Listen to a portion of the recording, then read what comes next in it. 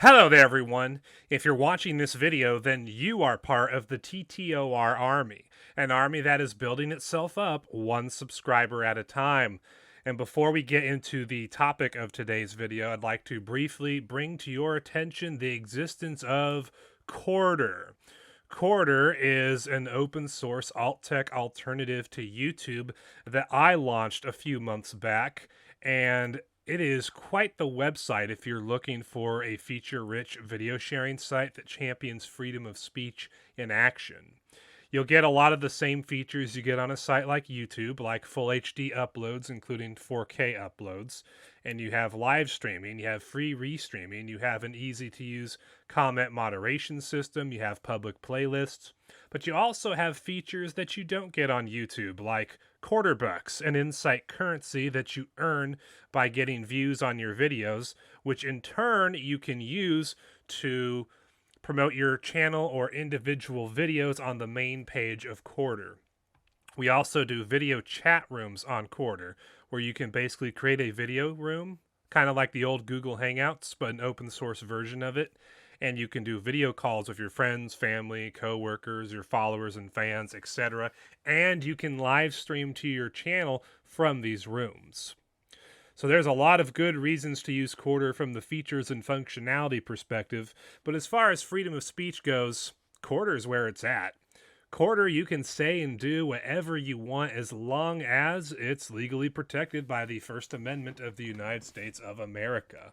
So you don't have to worry about being shadow banned or having your videos taken down for wrongthink, and you don't have to worry about being demonetized. You don't have to worry about any of the things about YouTube that would cause you to worry and be concerned and self-censor yourself.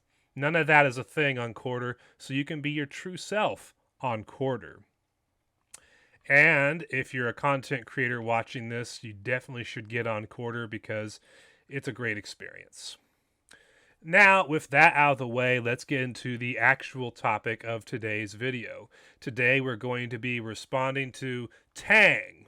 Tang is the Atheist Network Group, or the Atheist Networking Group. I don't remember which one it is. Actually, we can answer that question right now.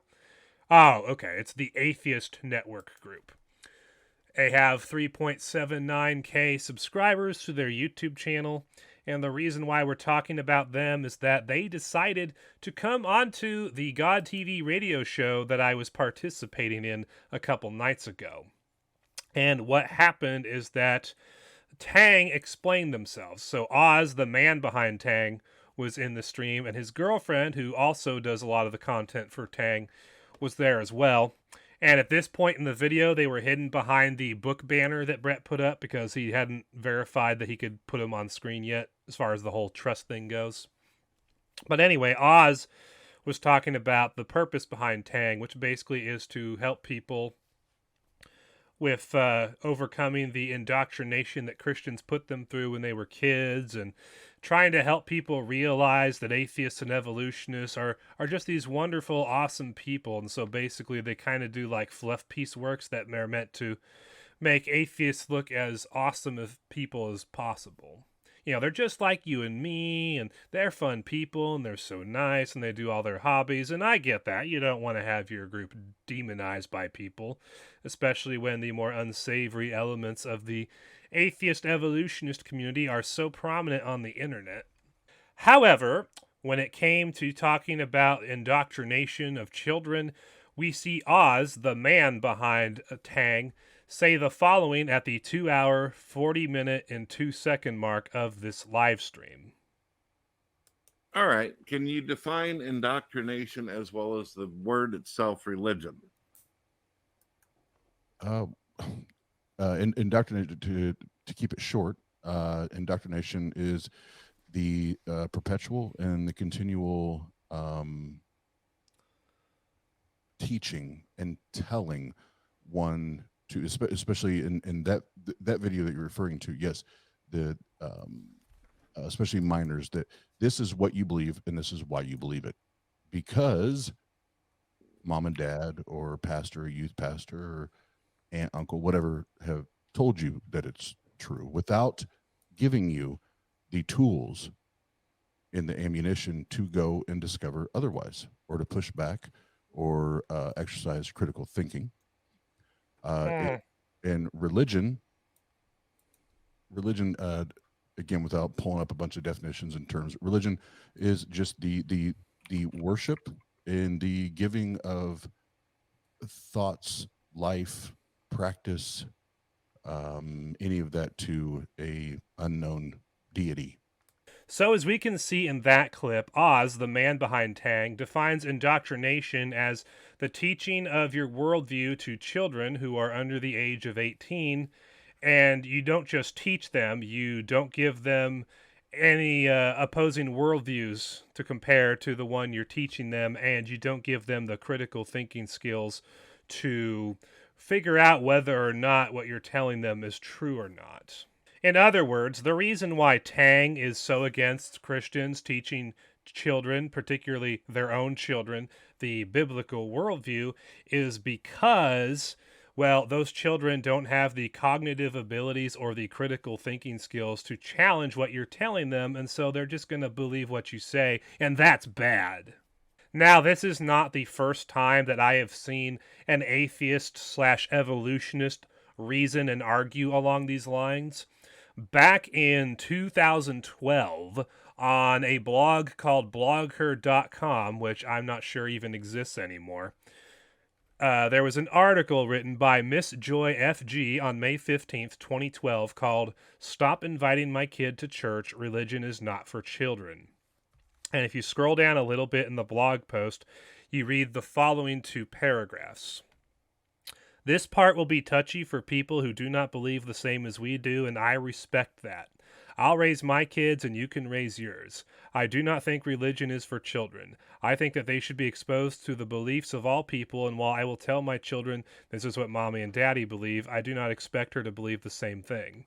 I'll ask Miss N what she thinks, and she has some really amazing thoughts on the matter, but I will not tell her she is wrong if she disagrees with me about the big beliefs. I do not tell her she is going to hell if she does not believe as I do, that she ought to live in fear for the people in her life who do not, because it is unfair to expect a child to live like that. It is not right to speak in absolutes with children because they will believe anything and everything you tell them, and they are still developing the cognitive ability to sift through the logic of some claims. Case in point, boy honestly thinks Batman is a viable career choice. After Miss N encouraged him to come up with a backup plan, he settled on police officer/Batman. So, according to Miss Joy FG, it is wrong for Christians in particular to teach the biblical worldview to their own children because the children do not have the cognitive abilities to challenge what their parents are telling them and figure out whether or not what their parents are telling them is true, and so they'll just believe what their parents tell them.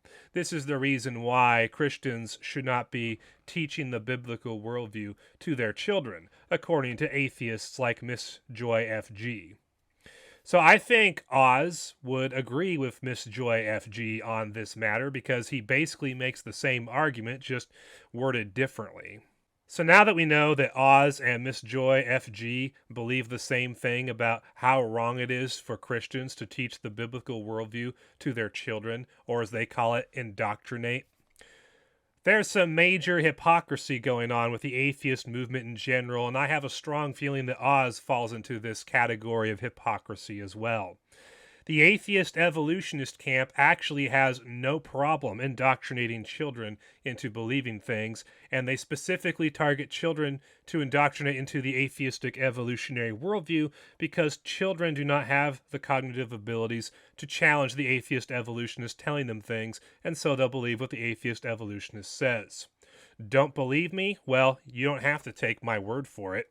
I have here on screen an article from The Guardian titled, "Evolution Makes Scientific Sense, so Why Do Many People Reject It?" The subtitle says, "Child psychology studies have identified a natural human bias toward the theory of intelligent design and pose a solution. Teach evolution earlier." This article was written in March of 2016, so it's been out for a while. And the atheist community has never really addressed it because it is a big thorn in their side. But let's read the second and third paragraphs here. It is critical that the voting public have a clear understanding of evolution. Adaptation by natural selection, the primary mechanism of evolution, underpins a raft of current social concerns such as antibiotic resistance, the impact of climate change, and the relationship between genes and environment. So why, despite formal scientific education, does intelligent design remain so intuitively plausible and evolution so intuitively opaque, and what can we do about it? So, as we can see at this point in the article, child psychology studies have proven that when human beings are fresh out of the womb and they're looking around at the reality around them, they intuitively and naturally conclude that intelligent design is the best explanation for what they see. Because reality, even according to evolutionists like Richard Dawkins, has the appearance of design. And because, you're supposed to trust what you observe, the appearance of design equals actual design. That is why intelligent design, and by extension, young earth creationism, and creationism in general, is intuitively plausible to human beings, because every human being knows that the appearance of design equals actual design, and the only reason anyone thinks any differently is that they have been told differently by atheists and evolutionists who control the academic world. And notice how The Guardian says that evolution is intuitively opaque. What this means is that when a human being is fresh out of the womb and they're observing the reality around them, they do not naturally conclude that evolution, billions of years, and Big Bang cosmology explains what they are seeing. Evolution, billions of years, and Big Bang cosmology is literally something that you have to indoctrinate people into believing in order for them to conclude that evolution, billions of years, and Big Bang cosmology makes the best sense out of what we observe in reality. And notice how The Guardian says, what can we do about it? Because child psychology studies have proven that intelligent design is the intuitive explanation that human beings default to when they observe the reality around them after they enter this world and are just looking around at the world that they're in. Because this is the case, and because evolution is not intuitive, it's not natural, and it's not something you would conclude when you look at the reality around you, The Guardian says that this is a problem and we have to do something about it. And why do we have to do something about it? Paragraph 2. Developmental psychologists have identified 2 cognitive biases in very young children that help to explain the popularity of intelligent design. The first is a belief that species are defined by an internal quality that cannot be changed, psychological essentialism. The second is that all things are designed for a purpose, promiscuous teleology. These biases interact with cultural beliefs such as religion, but are just as prevalent in children raised in secular societies. Importantly, these beliefs become increasingly entrenched, making formal scientific instruction more and more difficult as children get older.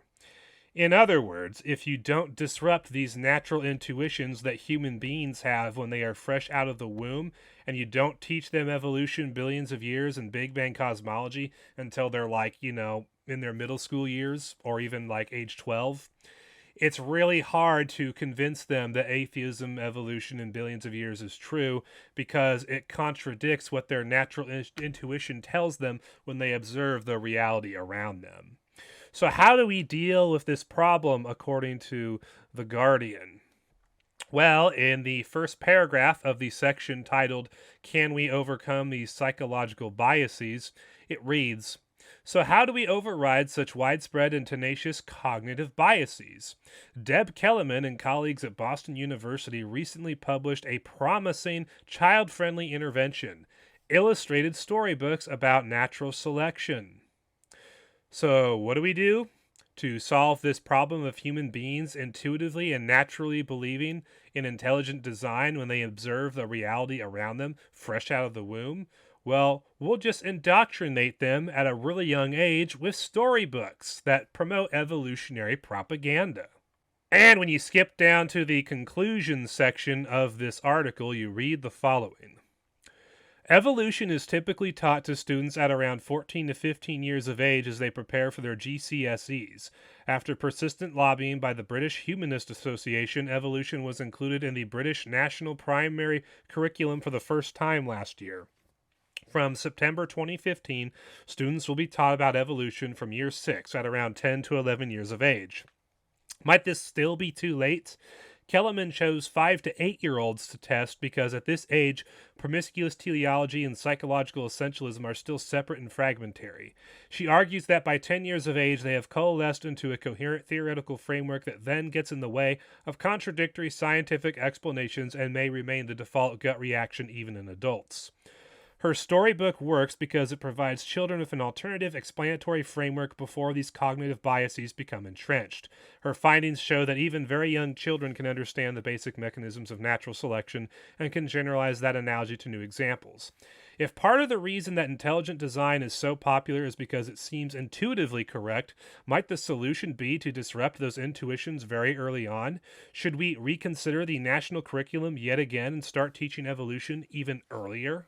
So, according to The Guardian, in order to overcome human beings' natural intuitive belief in intelligent design when they're fresh out of the womb, what they need to do to override those intuitions, which if they didn't override those intuitions, people would start to conclude eventually that God and the Bible and Jesus and the gospel and young earth creationism is all true. In order to disrupt those intuitions and get people to become atheist evolutionists, well, we just need to start indoctrinating 5 to 8-year-olds into believing in the atheistic evolutionary worldview through storybooks. And the reason why it's okay for us to do this is because children at the age of 5 to 8, they don't have the cognitive abilities to challenge us when we tell them that the atheistic evolutionary worldview is true. And because they don't have the cognitive abilities to challenge us when we present this propaganda, and because they don't have the critical thinking skills that they need to criticize and think about this propaganda we're giving them, well, they'll accept atheistic evolutionary worldview at that point. And we can override their natural intuition of intelligent design and creator God. So apparently, when Christians teach the biblical worldview to their own children, that's wrong, that's evil, and that's immoral, and it's something that the folks like Tang spend their entire content creation career fighting against. But when atheists and evolutionists indoctrinate those same children into believing in the atheistic evolutionary worldview, well, that's okay because, well, they don't have the cognitive abilities to challenge what we're telling them, and we really want them to believe in evolution, so it's okay for us to indoctrinate those same children. I smell some rank hypocrisy going on here with the atheistic evolution camp. I really do. They literally condemn indoctrinating children into worldviews, but the reason why they condemn indoctrinating children into the biblical worldview is literally the same reason why they say it's okay to indoctrinate those same children into the atheistic evolutionary worldview through storybooks. That is incredible double-mindedness and incredible hypocrisy. Why, oh why, are atheists and evolutionists so desperate to indoctrinate children into the atheistic evolutionary worldview? And why do atheists and evolutionists so vehemently condemn Christians for teaching their children about the biblical worldview, including the biblical explanation of origins, which is young earth creationism? Well, we actually know the answer why. On the screen here, we are looking at the book Where Darwin Meets the Bible, Creationists and Evolutionists in America by Larry Whittam. And it is on pages 22 and 23 of this book where we read the following. To cap Darwin Day 1998, Cornell University historian of biology William Provine was the keynote speaker, but not the only major name in evolution drawn to Knoxville for the celebration.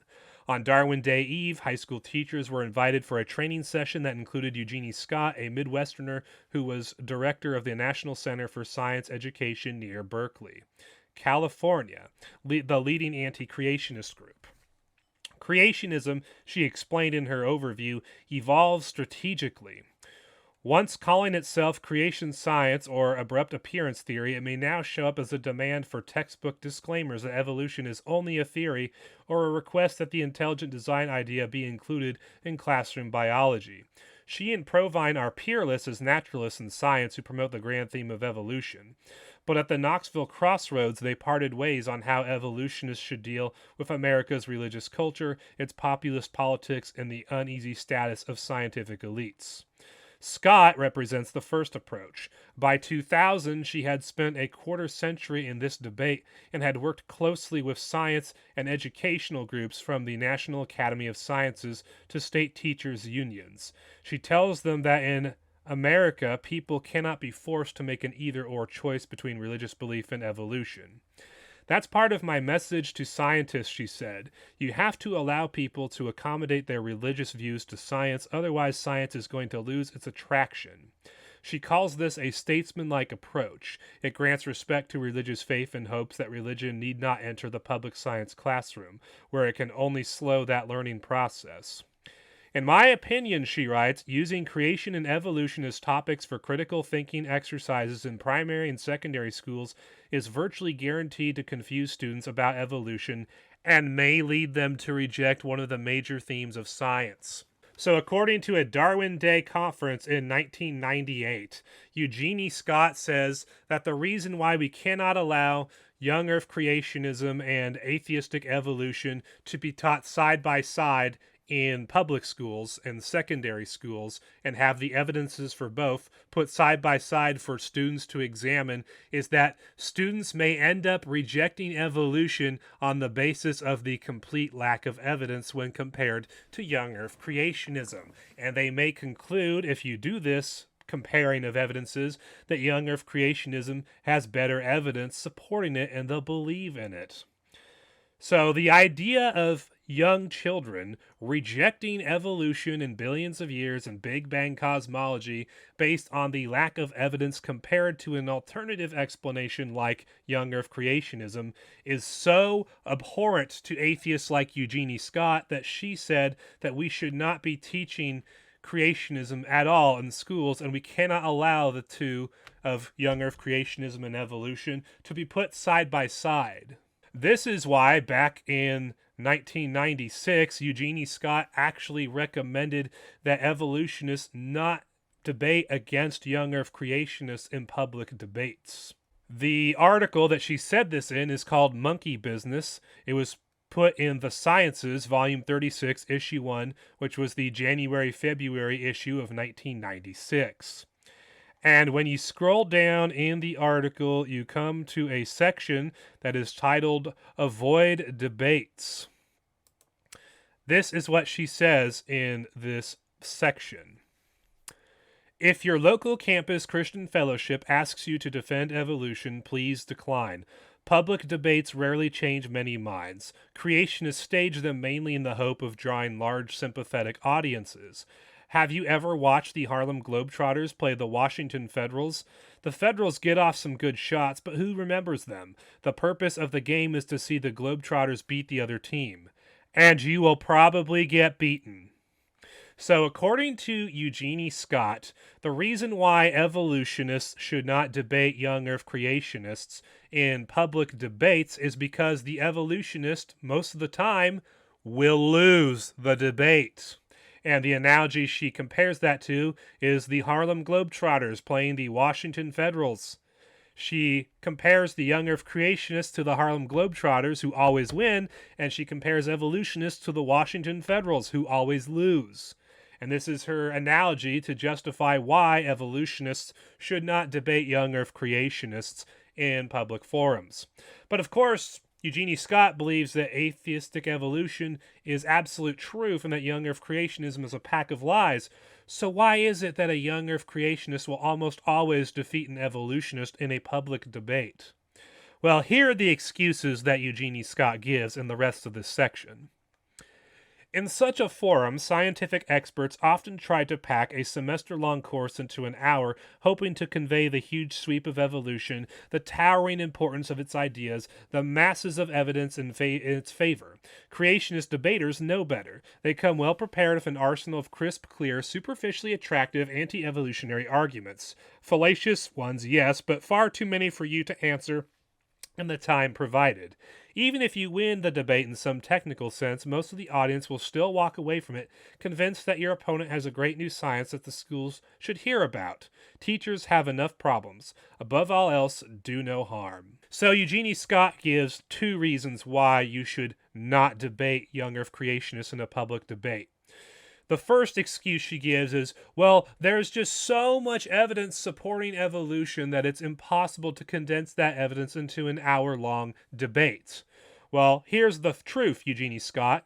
If there's so much evidence supporting evolution, you just need to pick the 3 to 5 best evidences for evolution that you got and present that in the debate. You don't have to present all of the overwhelming evidence for evolution. Just present the 3 to 5 best evidences that you have. The second point that she brings up is that, well, you see, creationists will pack so many anti-evolutionary arguments into such a short amount of time that you will not have enough time to answer every argument and claim that they bring up.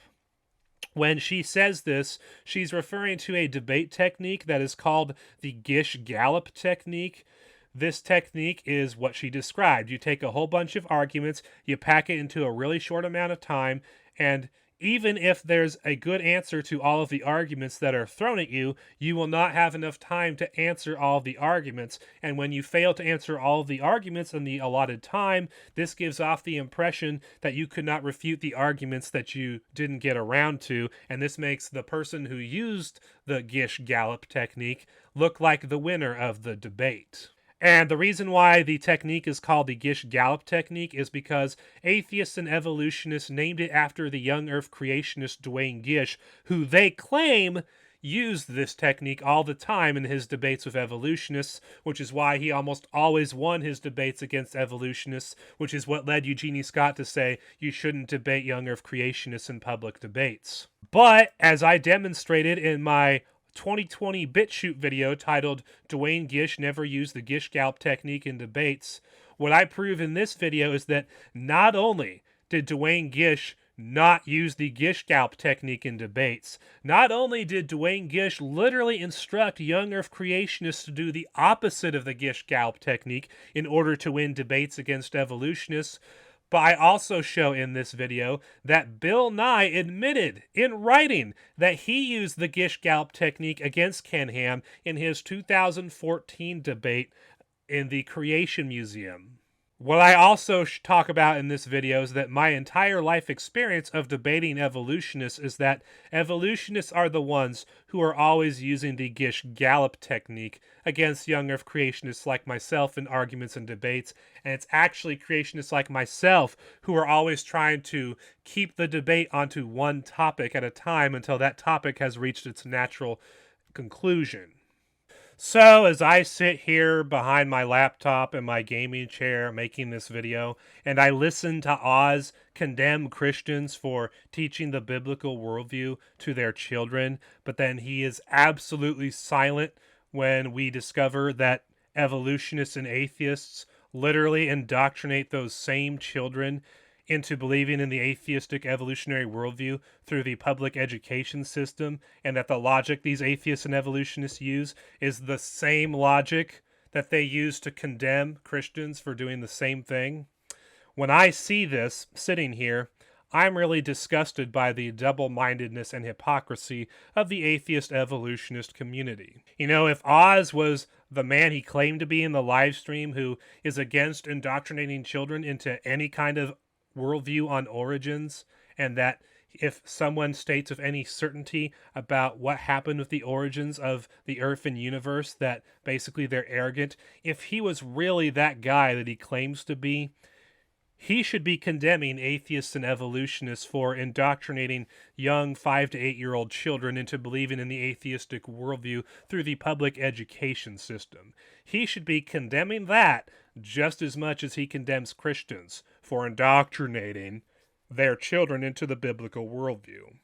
However, as I sit here, I find it extremely unlikely that Oz will ever condemn his own camp for indoctrinating children into the atheistic evolutionary worldview. And I have the feeling that he's a complete raging hypocrite and double-minded man on this matter. And so I don't expect him and his girlfriend to ever do a live stream on their channel or a video on their channel where they condemn the atheist evolution community for indoctrinating children into the atheistic evolutionary worldview.